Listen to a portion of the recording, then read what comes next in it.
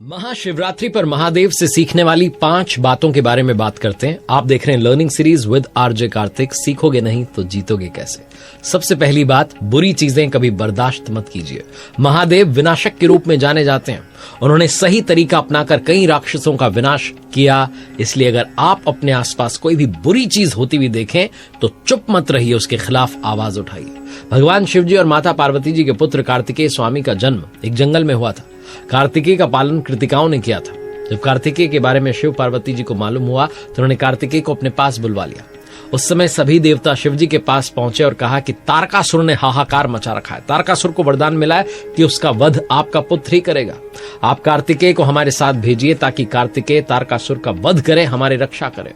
शिवजी और पार्वती जी के पास जब उनका पुत्र आया ही था तो उन्होंने देवताओं के कल्याण के लिए अपने बेटे को जाने की अनुमति दे दी। शिवजी ने संदेश दिया कि अगर समाज को हमारी संतान की आवश्यकता है तो उसे रोकना नहीं चाहिए। संतान को समाज सेवा, राष्ट्र सेवा के संस्कार देने चाहिए। संतान समाज सेवा और राष्ट्र सेवा का काम करेगी तो घर परिवार में सम्मान भी आएगा, वंश का नाम रोशन भी होगा। दूसरी बात, शांत रहकर के आगे बढ़ा जा सकता है।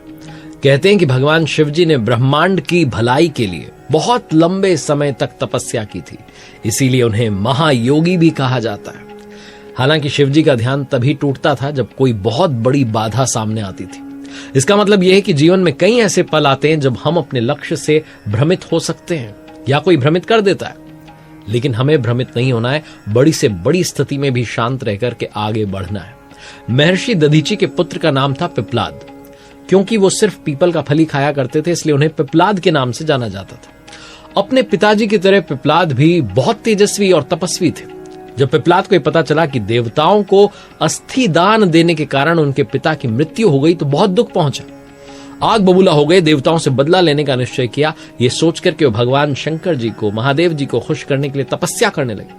उनकी तपस्या से भगवान प्रसन्न हुए। पिपलाद से वरदान मांगने को कहा तो पिपलाद ने भगवान से प्रार्थना की कि हे आशुतोष, मुझे ऐसी शक्ति दीजिए जिससे मैं देवताओं से अपने पिता की मृत्यु का बदला ले सकूं। भगवान महादेव जी ने तथास्तु कहा, अंतर ध्यान हो गए। उनके अंतर ध्यान होने के बाद वहां एक राक्षसी प्रकट हुई। उसने पिपलाद से पूछा, स्वामी आज्ञा दीजिए, मुझे क्या करना है। पिपलाद ने गुस्से में कहा, सारे देवताओं को मार डालो।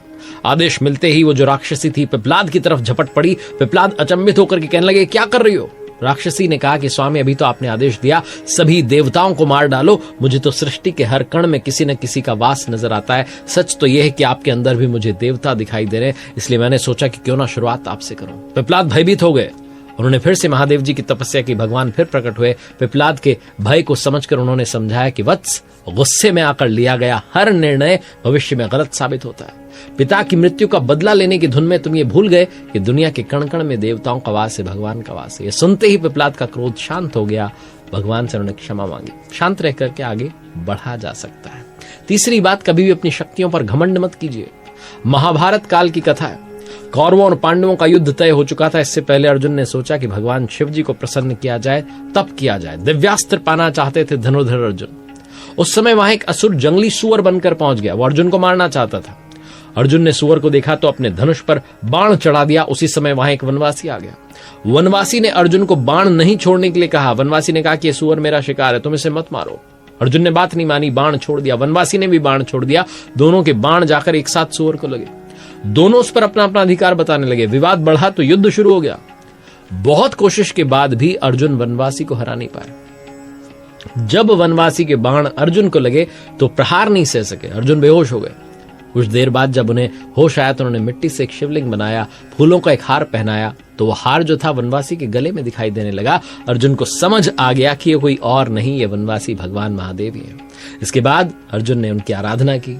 भगवान जी भी उनके पराक्रम से प्रसन्न हुए। पाशुपतास्त्र उन्हें दिया और समझाया अर्जुन को कि कभी भी किसी को कमजोर मत समझना, अपनी शक्तियों का कभी घमंड मत करना। चौथी बात महादेव जी से सीखने वाली है कि नकारात्मकता को कैसे दबाया जाए। कहते हैं कि महादेव जी ने देवताओं को और बाकी लोगों को बचाने के लिए समुद्र मंथन से निकला जहर पी लिया था। ऐसे ही चीजों की नकारात्मकता को दबाकर हम उसे सकारात्मकता में बदल सकते हैं। इससे ना सिर्फ हमारी प्रोग्रेस होगी बल्कि कई और लोगों की जिंदगी भी संवर जाती है। अब आगे बढ़ने से पहले मैं आपको बताता हूं कि भगवान शिव जी के गले में जो लिपटे हुए सर्प है उनका नाम है वासुकी। कहा जाता है कि नागराज वासुकी भगवान शिव जी के बहुत बड़े भक्त थे। नागवंशी लोग शिव जी के क्षेत्र हिमालय में रहते थे। इन सभी से शिव जी को बड़ा लगाव था। और इसका प्रमाण है नागेश्वर ज्योतिर्लिंग, जिसके नाम से ही पता चलता है कि शिवजी नागों के ईश्वर हैं। शिवजी का उनसे अटूट संबंध है। महर्षि दुर्वासा ने एक यज्ञ किया था जिसका फल वो देवराज इंद्र को देने वाले थे, किंतु असुरों के षड्यंत्र में वो नष्ट हो गया। इंद्र के ऐरावत को असुरों ने जो है इस काम को करने में बाध्य किया, जिससे ऋषि दुर्वासा ने इंद्र को श्रीहीन होने का श्राप दिया। उनका श्राप ऐसा था कि इंद्र का सारा श्री जो है संसार सागर में लुप्त हो जाएगा, और इसीलिए समाधान जो था समुद्र मंथन का सुझाव आया था। नागराज वासुकी जो सदैव भगवान शिव जी की आराधना में लीन रहते थे, समुद्र मंथन के समय जिस रस्सी से समुद्र मंथन हुआ वो नागराज वासुकी का ही प्रयोग किया गया था रस्सी के रूप में। इसके बाद नागराज वासुकी की भक्ति से प्रसन्न